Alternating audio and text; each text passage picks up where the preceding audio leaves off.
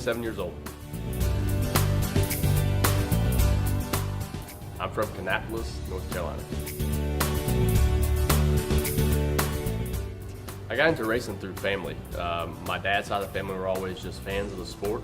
My stepdad actually grew up racing in the Massachusetts area and moved south to chase the racing dream and fell short, but him and my mother have been together for as long as I can remember, and between my dad's side and my stepdad's side, it kind of got myself integrated in the go-karts, and started racing go-karts at 5 years old over at Concord Motorsports Park right in Concord, North Carolina, and that's what led us to where I'm at today.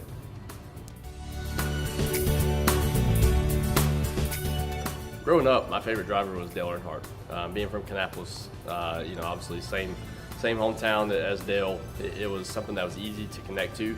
And by the time I knew who to pull for or how to even pull for somebody in any sport, he was the obvious guy for me. So I was always a 3 fan, and I followed him all the way through the mid-late 90s. And as time went on, Carl Edwards became a guy that I tried to kind of latch onto, and actually started doing a backflip off cars like he did. So 2 of those guys are guys I always looked up to in racing. My first professional race, and when I say professional, I mean, I guess the first time I can remember receiving money and enough to pay my bills, I was about 19 years old, and I drove a super late model for Carswell Motorsports, Jake and Deanna Carswell, out of Woodstock, Georgia. We went to Gresham Motorsports Park, and after the race, I didn't know drivers got checks written to them, and they handed me a check, and I thought, man, I've made it. For me, my favorite racetrack is a place that most of my family gets to come to. The fans growing up is a place I got to race at as a kid, and that's Charlotte Motor Speedway. When I go to Charlotte Motor Speedway, like I said, I have all that involvement, all that build up from the time I was racing around the quarter mile there since I was 8, 9 years old. So I have a huge following when we go to Charlotte. Obviously it's home, so there's nothing better than home. It means a lot of things to drive number 8. Obviously, for what that number means to the sport, for what the Earnhardts have done for our sport, even dating back to Ralph Earnhardt and all the other drivers even before him that ran the number 8. It's a huge line of incredible legacies that have built that number to what it is, and to know that I'm the next one to be able to strap in a Monster Energy Cup Series car with that number on is pretty special to me, and I know it's extremely special to the hometown of Kannapolis, where I'm from, and just to know that you got the support of all those people. Now it's just up to me to go out and do my thing and try to make them own. The number 8 car has approximately 750 horsepower, give or take a little bit. Not quite as much as it was in the past, but the little bit of experience I have in a Cup car from testing, last year in Paul Menard's car, just incredibly how much faster it gets up to speed with 750 horsepower versus the Xfinity car with 650.